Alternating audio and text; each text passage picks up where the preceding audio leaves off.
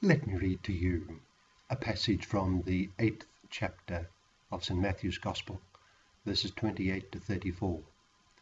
It's the Gospel for Wednesday of the 13th week of Ordinary Time. St. Matthew writes, "When Jesus came to the territory of the Gadarenes, 2 demoniacs who were coming from the tombs met him. They were so savage that no one could travel by that road. They cried out, 'What have you to do with us, Son of God?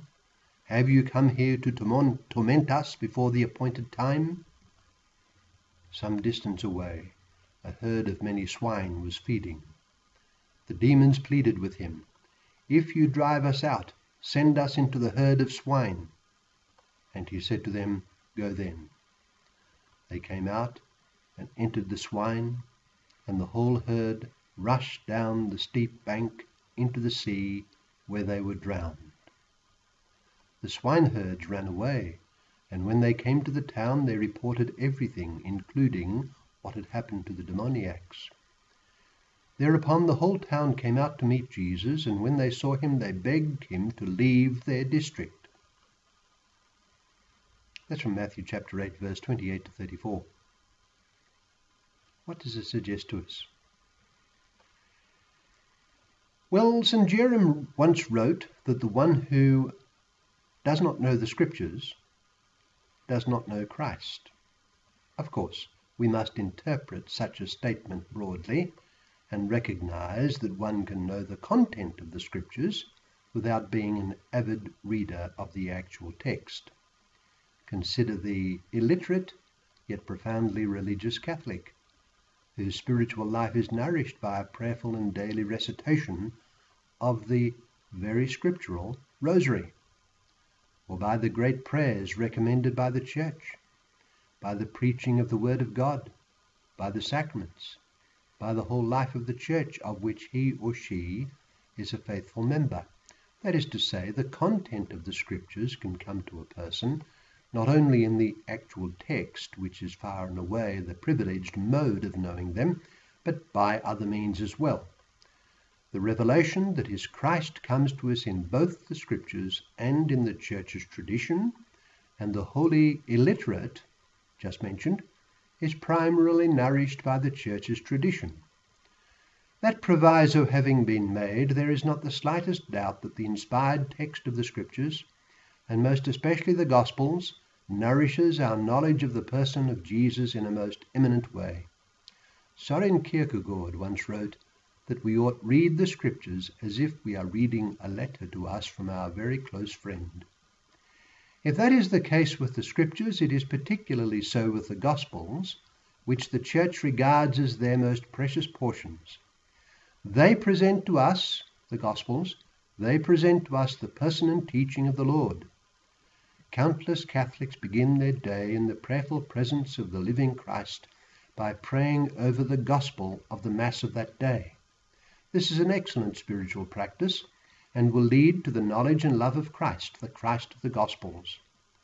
Well then, let us consider our Gospel text of today, Matthew chapter 8, verse 28 to 34, in which we have a confrontation between Christ and the demons. The demons are unusually savage and strong in our scene, for we read that they were so savage that no one could travel by that road. The first thing we notice is their fear and desperation in the presence of Christ. They know he has no part with them whatever, and that he has the mastery. At the sight of him they fear the consequences. They cried out, "What have you to do with us, Son of God? Have you come here to torment us before the appointed time?" They know they are doomed, and they know that their doom will come from the one who is before them. He is all holy, and he is all powerful. He has come to put an end to their influence. But we observe too that they are aware of his mercy, and so, doomed though they are, they appeal for a species of leniency in the short term. Some distance away, we read, a herd of many swine was feeding. The demons pleaded with him, "If you drive us out, send us into the herd of swine." And he said to them, "Go then." It is incidents such as these that suggest, I think, degrees of punishment among the damned. Hell is eternal and will be a horror for all who by their lives in effect choose to go there. But might we not think that the mercy of God allows for degrees of suffering, and that Dante's picture of this eternal inferno, with its grades and levels, is legitimate? Whatever of that, in our gospel scene we have on the one hand the destructive and yet ultimately helpless demons, and on the other hand the all-holy and all-powerful Christ. Let us place ourselves in our gospel scene and make our choice once again. Let us place ourselves definitively in the company of Christ and renounce anything that might smack of the devil and his ways. Satan has no future, but Christ's kingdom will never end. As the devils know all too well, there is an appointed time when he will come, and then there will be only happiness or torment. Let the thought of this help to protect us in time of temptation. So, dear friend, what is it to be? Christ or Satan? Let us not try placing a bet on both ways, but rather one or the other, and of course only for Christ. In the book of Revelation, Christ says that if we are neither hot nor cold, he will spit us out of his mouth. As St. Ignatius Loyola puts it in his famous spiritual exercises, there are two standards flying aloft. One is that of Christ, the other is that of Satan. Let us take our stand with Christ and don the armour and weapons of Christ.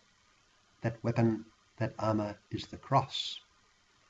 Let us carry it in company with Jesus, holding it aloft and singing for joy. It is the sword and the shield of victory.